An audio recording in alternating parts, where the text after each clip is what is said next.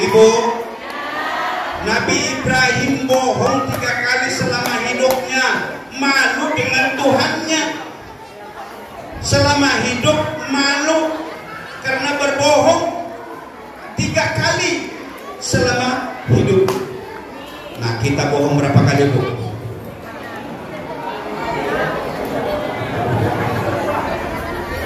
3 kali berbohong selama hidupnya, malu dia bertemu dengan Tuhannya.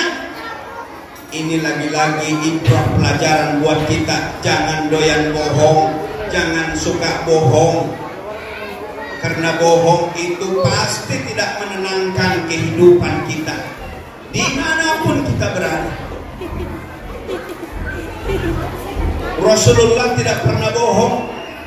Sejak kecil dia diberikan gelar Al-Amin, terpercaya.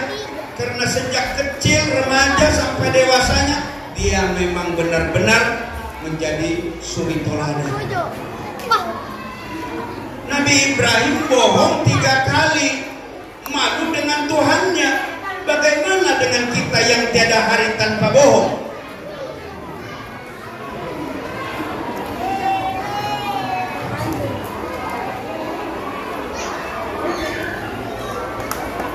Celana tergantung, suami dada, buka dompet suami. Menghitung aja, tapi ada enggak duitnya? Diam-diam begitu banyak, ambil selembar. Palingan ini tidak diketahui, palingan bapaknya juga nggak tahu kalau cuma selembar. Padahal si suami itu setiap isi dompetnya dihitung berapa jumlahnya. Dihitung itu. Jadi kalau 20 lembar atau 30 lembar lalu kemudian berubah, pasti ada yang ngambil. Nabi Ibrahim bohong 3 kali, dan bohongnya itu dibolehkan oleh agama. Ada bohong yang dibolehkan oleh agama. Misalnya kita menyatukan 2 orang yang berselisih.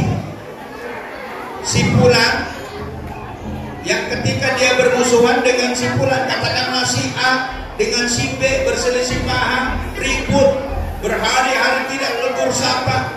Kita punya inisiatif, bagaimana si A dan si B ini bisa akur. Kita bilanglah ke si A, kalau si B mau ketemu nanti malam, ke si B pun begitu. Kalau si A mau ketemu nanti malam, ketemu mereka. Padahal mereka tidak pernah mengatakan hal itu, tapi kita berbohong untuk mereka berdamai. Itu dibolehkan. Akhirnya mereka saling memaafkan dan saling akur. Tapi Nabi Ibrahim berbohong 3 kali membela agama. Apa yang dilakukan Nabi Ibrahim? Dia hancurkan berhala-berhala ketika di masa Raja Namrud menyembah berhala.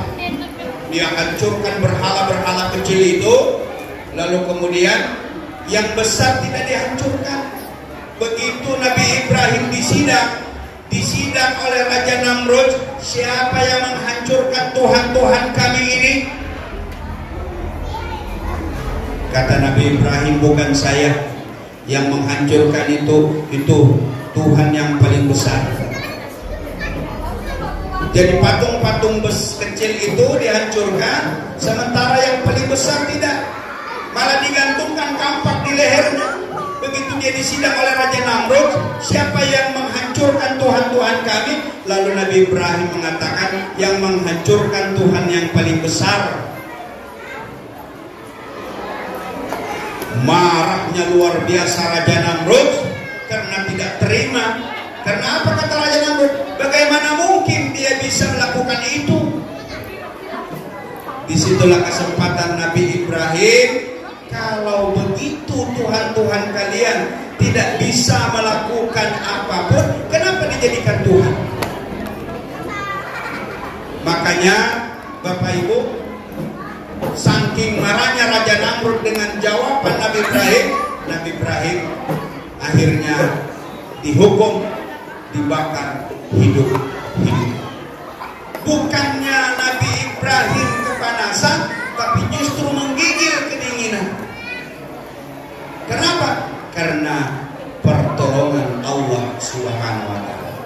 Setelah Nabi Ibrahim menyampaikan kepada sekelompok orang yang meminta pertolongan ini bahwa saya tidak ada tempat untuk memohonkan kepada Allah Subhanahu wa taala, lalu kemudian disuruh dia bertemu dengan Nabi Musa. Sama juga permohonannya, seperti itu juga. Mereka menginginkan supaya didoakan kepada Allah, dimohonkan kepada Allah agar diberikan yang namanya keringanan pada mahsyar ini. Jawabannya pun sama, Bapak. Ke Nabi Musa seperti itu, lalu ke Nabi Isa sama. Tapi tahukah kita, begitu sekelompok orang ini bertemu dengan baginda Nabi Muhammad sallallahu alaihi wasallam, Rasulullah itu seolah sujud tersungkur kepada Allah Subhanahu wa taala. Belum mereka minta kepada Allah, belum dia minta kepada Rasulullah, tapi Rasulullah seolah-olah tersujud sungkur sampai nanti kemudian Allah menyapa, hai kekasihku Rasulullah Muhammad sallallahu alaihi wasallam, apa yang engkau minta dariku? Coba perhatikan, dari Nabi berapa yang ditemui semua tidak ada peluang untuk minta tolong, tidak ada peluang untuk minta kepada Allah, menolong kepada orang yang meminta ini. Tapi begitu bertemu dengan Nabi kita Muhammad sallallahu alaihi wasallam, Allah langsung menawarkan, apa yang engkau minta. Pada saat itulah Rasulullah memberikan yang namanya syafaat kepada umatnya. Disitulah Rasulullah menyelamatkan kita. Disitulah Rasulullah memberikan syafaat. Itu yang kita inginkan. Kenapa kita mengingat, mencintai, berselawat, menyebut namanya? Adalah kita kepengen mendapatkan syafaat sebagaimana Rasulullah memintakan, ditawarkan langsung oleh Allah, apa yang engkau minta. Itulah harapan kita di dalam memperingati Maulid ini. Kita nanti akan diberikan yang namanya syafaat. Amin ya rabbal alamin. Itu satu, betapa Rasulullah mencintai kita umatnya. Cerita yang kedua, Bapak Ibu, nanti di dalam hadis panjang ini Rasulullah menjelang wafat. Rasulullah itu 2 kali saja sakit selama hidupnya. Kita sakit berapa kali, Pak? Ibu sakit berapa kali, Bu? Enggak terhitung. Enggak terhitung berapa kali sakit kita. Termasuk yang ngomong, saya di belakang ini sudah dibelah, Bu. Ya. 2014 dibelah di belakang ini. Saraf kejepit, pasang pen 12. 4 tahun bertanam ini pen di belakang. Nanti setelah 4 tahun baru buka. 4 bulan yang lalu, persis 8 tahun, belah pula dada. Ya, dada saya ini ada belahan dulu. Jadi sudah belah belakang, belah depan. Tapi belahnya bukan seperti belahnya Rasulullah. Dicuci hatinya dengan air Zam-Zam. Kalau saya dibelah itu pembuluh jantung mengalami kronik, sehingga harus diganti dengan pembuluh baru. Makanya saya ini pakai pembuluh baru, diambilkan dari kaki kiri dan kaki kanan. Alhamdulillah bisa bertemu dengan ibu. 5 jam jantung di stop. Saya tanya dengan dokter, terus waktu bernapas bagaimana? Digantikan listrik, katanya. Kira-kira kalau pada saat operasi listrik mati 5 menit saja, ya innalillah. Hebatnya penemuan hari ini, hebat dan canggihnya apa yang ditemukan oleh manusia. Maka yang hebat itu adalah Allah Subhanahu wa ta'ala. Karena sehebat apapun manusia, kalau Allah belum berkehendak, maka tidak. Saya begitu masuk ruang operasi, di pikiran saya ya mati. Bapak saya begitu hari ketiga beliau berangkat, saking khawatirnya dengan anaknya. 4 hari beliau bolak-balik mendatangi saya sekadar bertemu, karena pasca operasi 3 hari saya cibukan. Cibukan itu apa ya? Ya cibukan ya, ngerti ya?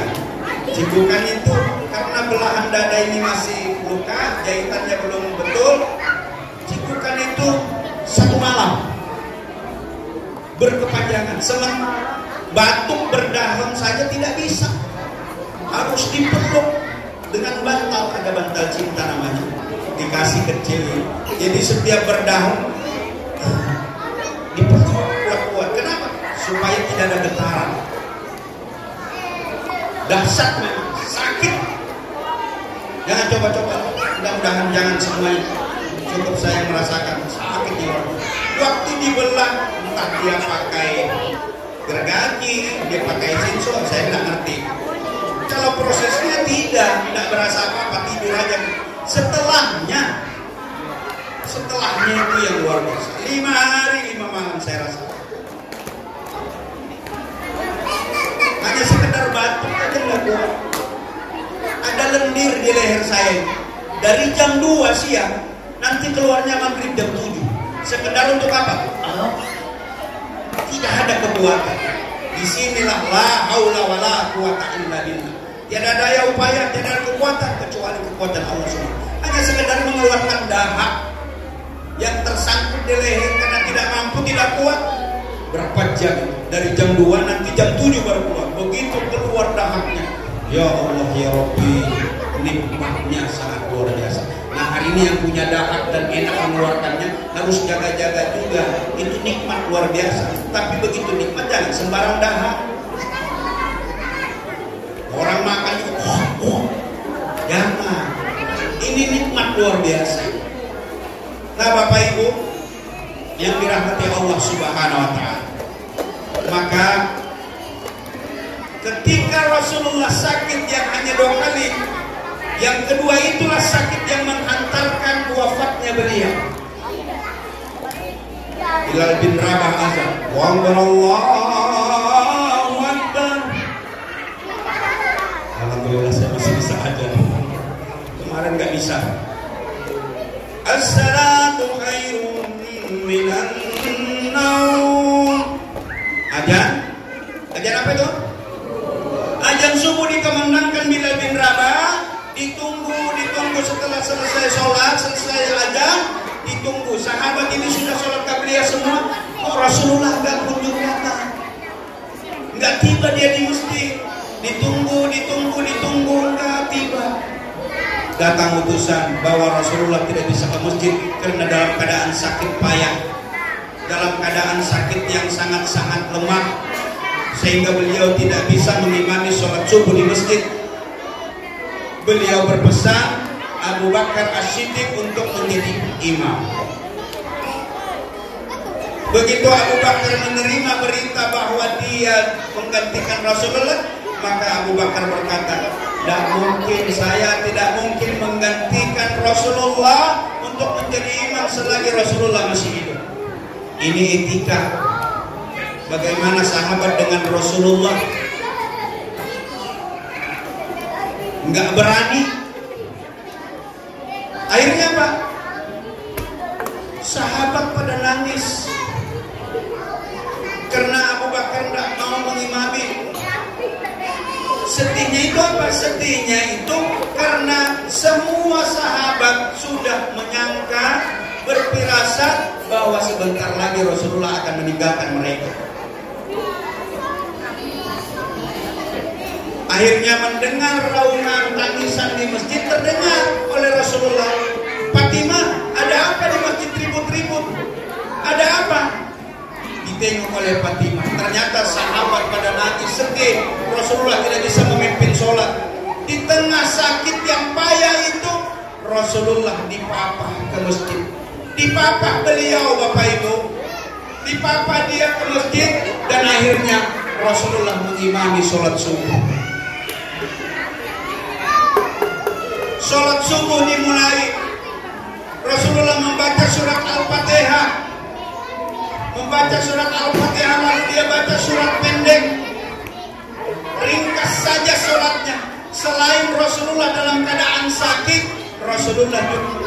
kepada kita, kalau jadi imam jangan panjang-panjang. Jadi selain dia sakit, Rasulullah juga mengajarkan kepada kita, kalau kita jadi imam jangan pakai hafalan yang panjang, yang kira-kira membuat jamaah tidak karuan dalam mengikuti sholat. Itu diajarkan oleh Rasulullah, pendek saja, ringkas saja. Kita kan kalau sudah jadi imam, cari hafalan yang paling panjang mana, itu yang kita baca. Sholat maghrib yang kita baca, rakaat pertama Al-Baqarah 286 ayat, nanti rakaat kedua Yasin. Jamaah ikut sholat, tapi besok-besok tidak bakalan lagi dia akan ke masjid mengikut. Ini mengajarkan kepada kita yang biasa jadi imam ataupun yang siap menjadi imam, ini pemimpin mengajarkan bagaimana rakyatnya, bagaimana pengikutnya, bagaimana jamaahnya, harus dia tahu situasinya. Karena yang mengikut sholat itu tidak semua sehat, tidak semua segar bugar, tidak semua kepentingannya sama. Ada kakek-kakek yang usianya 60-70, kalau dia rukuk lama pusing, kepala tensinya naik, asam uratnya juga naik.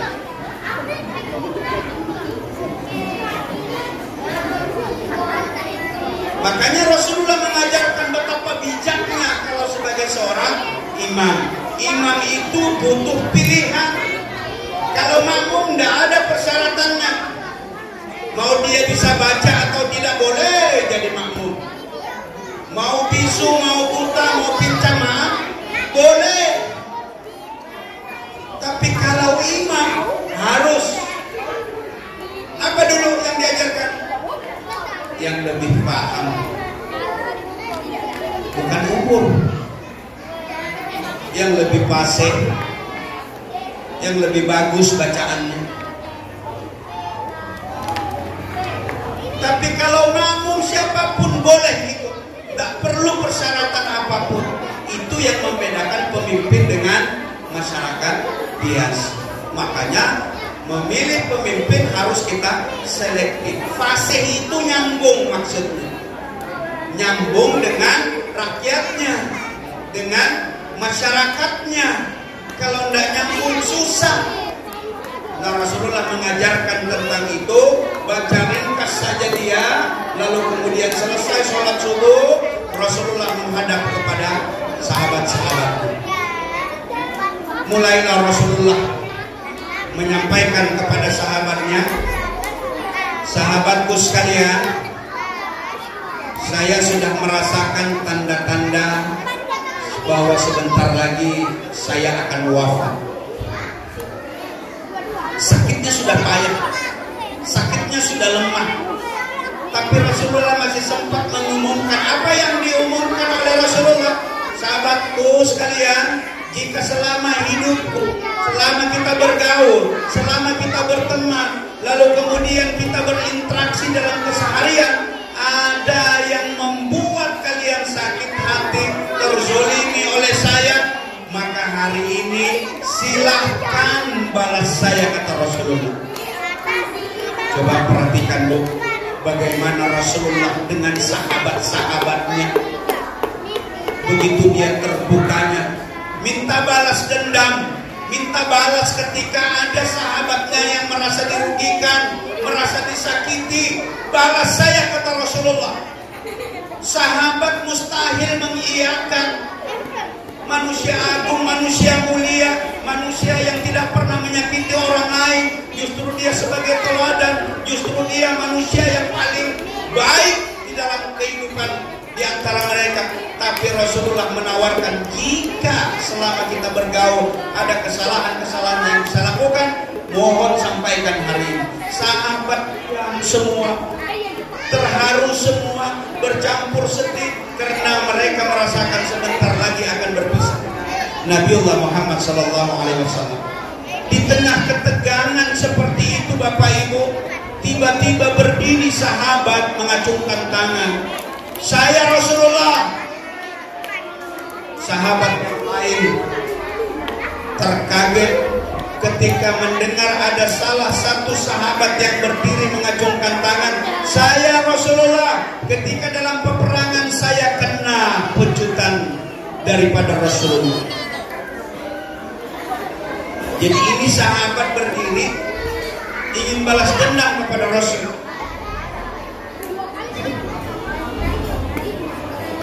Sahabat ini bernama Ukasha. Kata sahabat yang lain, ini Rasul, ini Ukasha, apa maksudnya? Rasul dalam keadaan sakit, dalam keadaan lemah, dia ingin membalas dendam. Karena kata Ukasha, ketika dalam peperangan saya kena pecutan persis ke punggung belakang saya Rasulullah. Karena Rasulullah ingin minta balas, saya ingin balas. Rasulullah yang sahabat yang lain pada bingung, bercampur marah kepada Ukasha. Tega-teganya Ukasha ingin membalas daripada apa yang pernah dilakukan oleh Rasulullah. Baik Ukasha, kata Rasulullah, kalau itu yang engkau mau, diambillah pecutan lalu kemudian dipegang oleh Rasulullah. Ukasha, saya sudah siap untuk engkau balas. Tapi lagi-lagi Ukasha membuat tegang suasananya. Kenapa?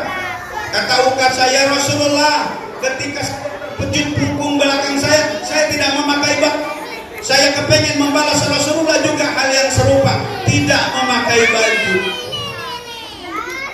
Kebayang tidak Pak, sahabat-sahabat gergetannya dengan Ukasha yang ingin membalas dendam daripada Rasulullah.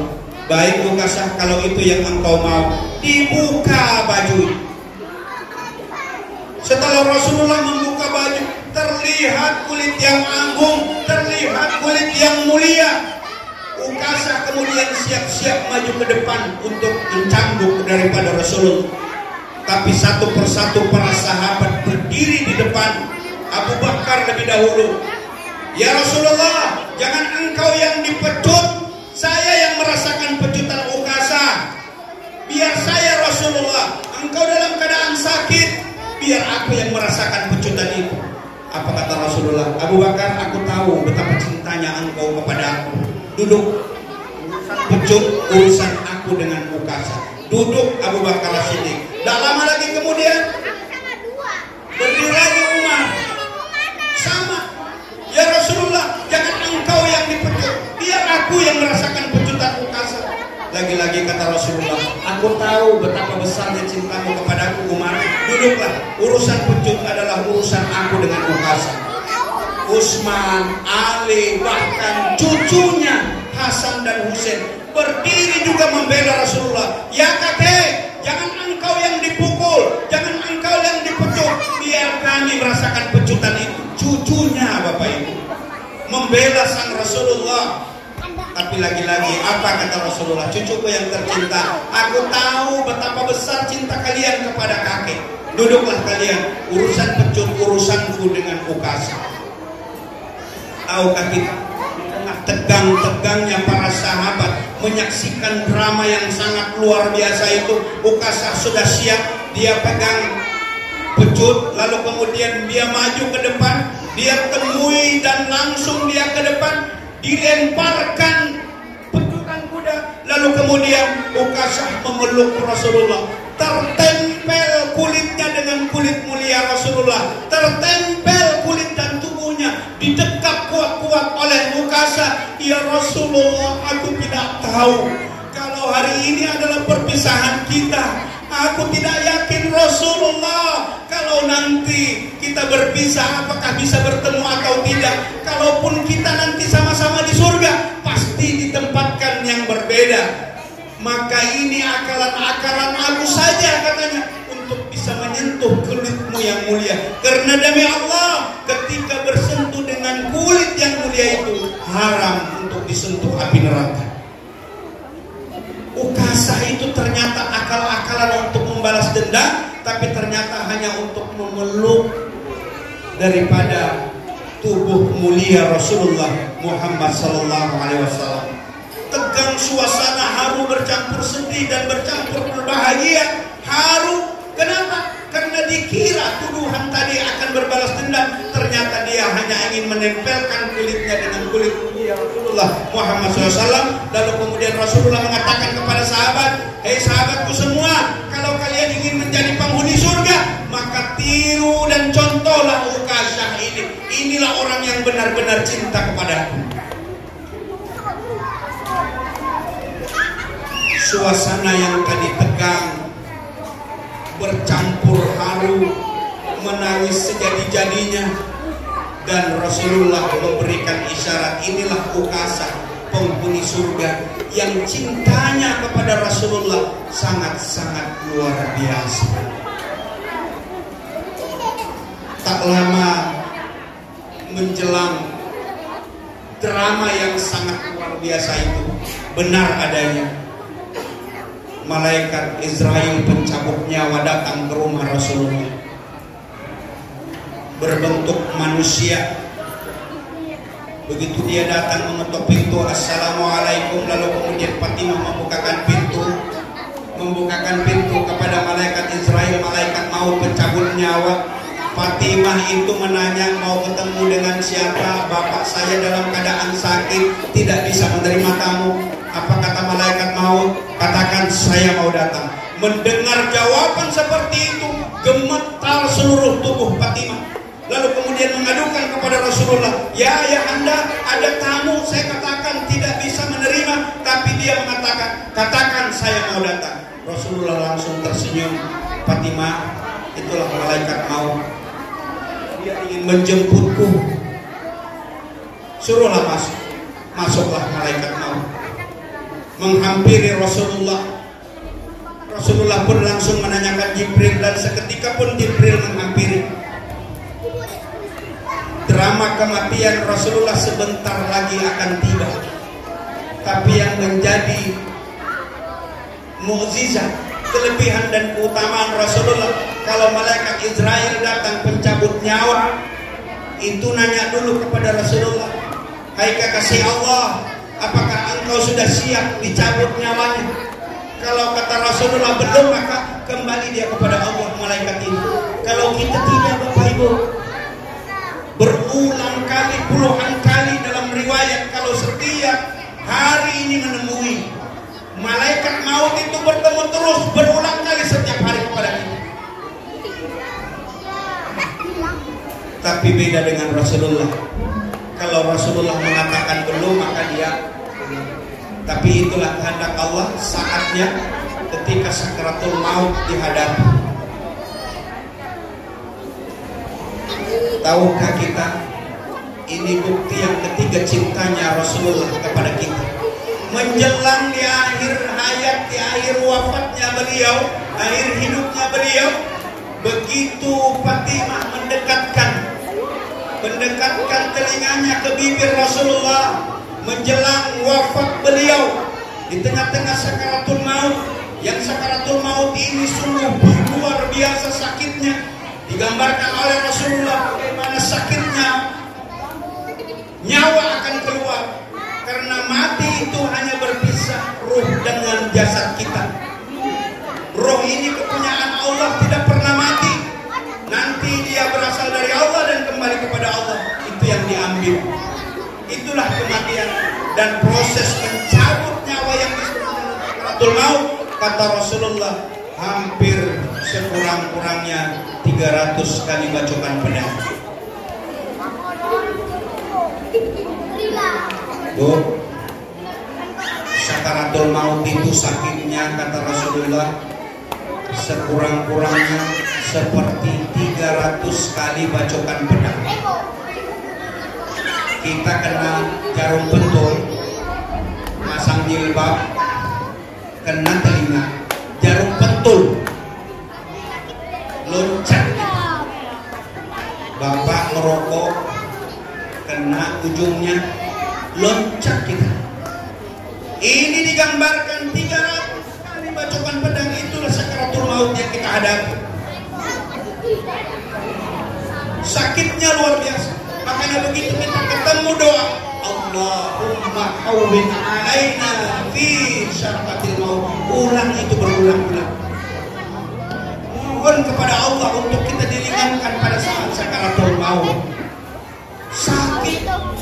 makanya sering kita melihat ada orang yang meninggal dunia makanya ke atas, lidahnya menjulur, saking apa? Saking sakitnya. Begitu Rasulullah menjelang wafatnya, didekatkan oleh Fatimah di bibir ayahanda tercinta Muhammad SAW, yang dia ucapkan terekam jelas, yang disebut adalah yang pertama, sholat, jaga sholat. Itu yang pertama. Lalu yang kedua didengar oleh Fatimah, An-Nisa, wanita, jaga wanita. Dan yang terakhir disebut Rasulullah, ummati, ummati, ummati. Sampai menjelang wafatnya pun Rasulullah masih memikirkan kita, umat. Maka sangat tidak pantas bagi kita yang mengaku umatnya Rasulullah lalu kemudian tidak mencintai beliau sebagaimana beliau mencintai kita. Dia tidak pernah tahu siapa kita, tidak pernah kenal dengan kita, tapi begitulah kebaikan yang diberikan oleh Rasulullah. Sampai menjelang wafat pun yang dipikirkan adalah kita, umatnya. Nah, Bapak Ibu hadirin majelis yang dirahmati Allah Subhanahu wa taala, masih ada 10 menit. Sudah tahu betapa besarnya cinta Rasulullah kepada kita, sangat-sangat luar biasa. Tinggal bagaimana cinta kita kepada beliau. Apakah cukup kita dengan memperingati Maulid? Iya.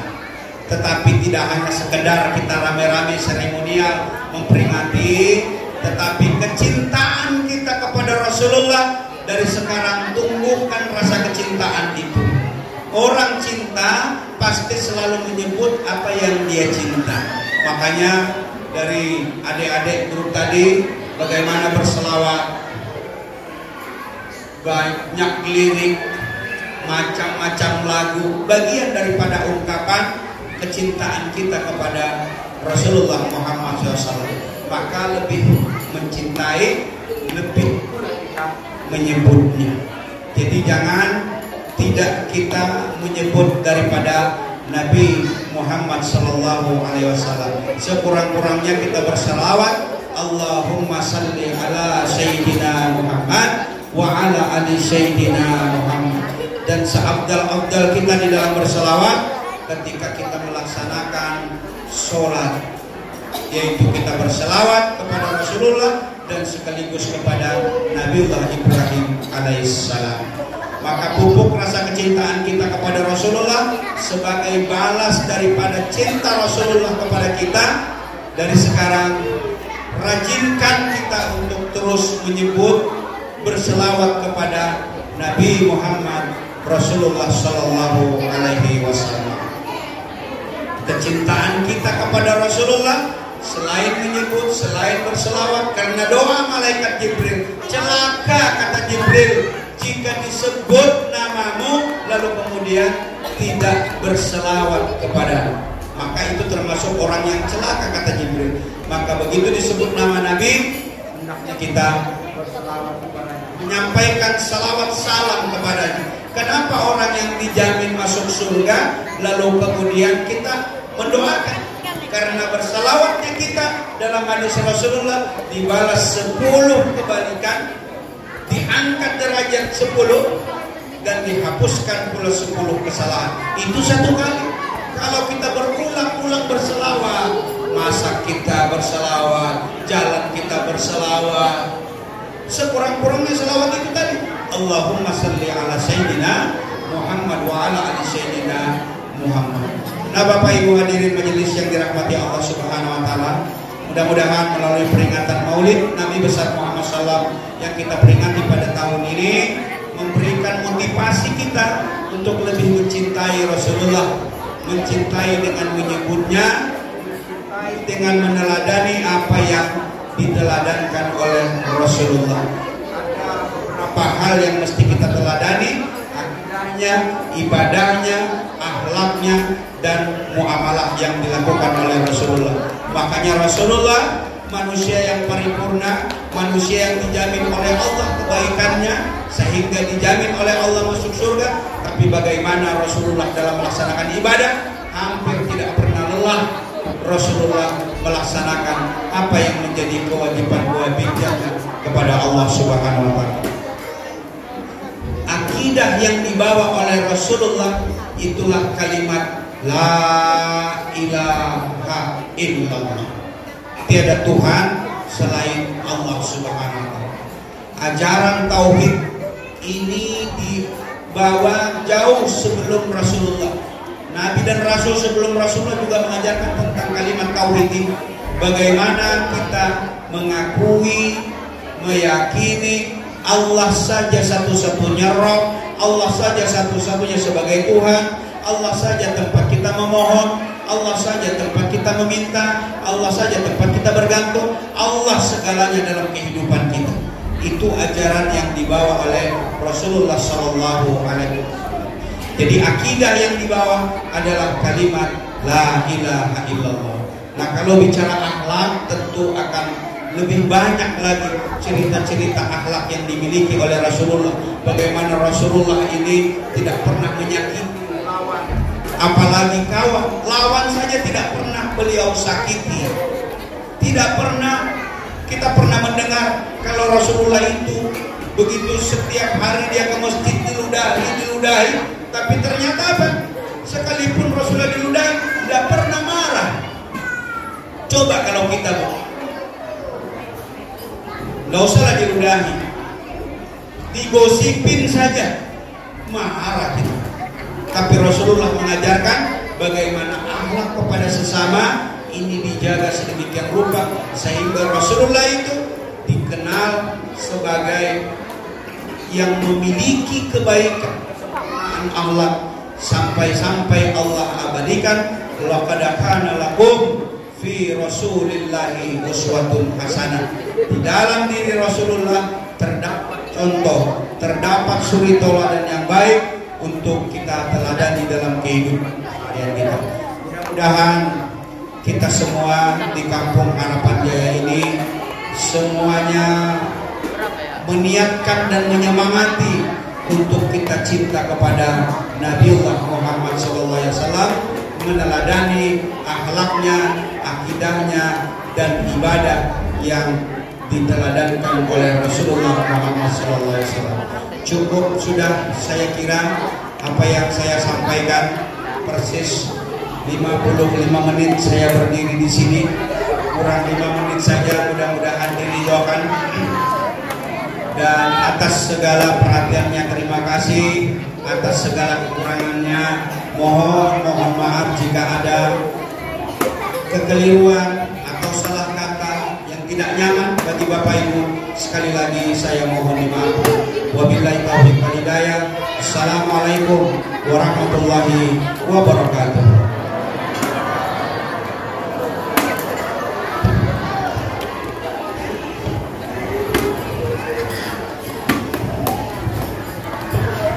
Kepada beliau kami haturkan banyak terima kasih. Acara yang selanjutnya doa dan penutup kepada beliau Ustaz Daud Babuddin kami persilakan.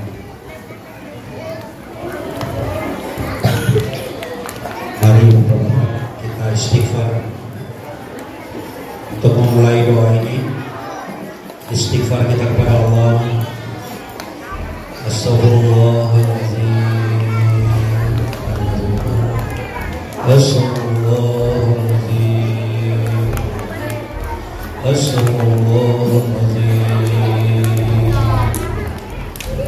Amin ya Allah. Bismillahirrahmanirrahim. Alhamdulillahirabbil alamin. Masjidah ya Rabbana lakal hamdu kama yanbaghi li sultanik. Allahumma salli ala Muhammad wa ala sayyidina Muhammad. Allahumma rabbana taqabbal minna salatan wa ramadana wa syukrana wa tamja'alna ya rabbal alamin. Rabbana ighfir lana wa li walidina warhamhuma kama rabbayana shaghira wa li jami'il muslimina wal muslimat wal mu'minina wal mu'minat al ahya'i minhum wal amwat innaka ala kulli syai'in qadir. Ya Allah ya Rabbi ya Tuhan kami, hari ini ya Allah kami bersyukur atas segala nikmat rahmat yang Engkau berikan kepada kami ya Allah. Ya Allah, hari ini kami memperingati Maulid Nabi Muhammad sallallahu alaihi wasallam. Berkahi acara ini ya Allah. Ampuni ya Allah dosa-dosa kami ya Allah. Dosa kedua orang tua kami ya Allah. Dosa para pemimpin kami ya Allah. Allah, dosa guru-guru kami ya Allah. Ya Allah ya Rabbi, berikan keberkahan Maulid Nabi ini agar kami menjadi orang-orang yang taat kepadamu ya Allah. Ya Allah ya Rabbi, istiqomahkan kami dalam menapaki perjalanan kehidupan ini ya Allah. Yang Engkau berikan petunjuk, berikan hidayah, berikan keistiqomahan untuk menunaikan segala apa yang Engkau syariatkan kepada kami. Allahumma inna nas'aluka salamatan fid din wa afiyatan fil jasad wa ziyatan fil 'ilm wa barakatan fil rizqi wa tawbatan qabla maut wa rahmatan inda maut wa maghfiratan ba'da maut. Allahumma hawwin 'alaina fi syarratil maut wa min indal syarr. Rabbana hab lana min azwajina wa dhurriyyatina a'yun waj'alna muttaqina imama. Rabbana atina fid dunya hasanah wa fil akhirati hasanah. Subhanaka rabbika rabbil izzati amma yasifun wa alhamdulillahi rabbil alamin.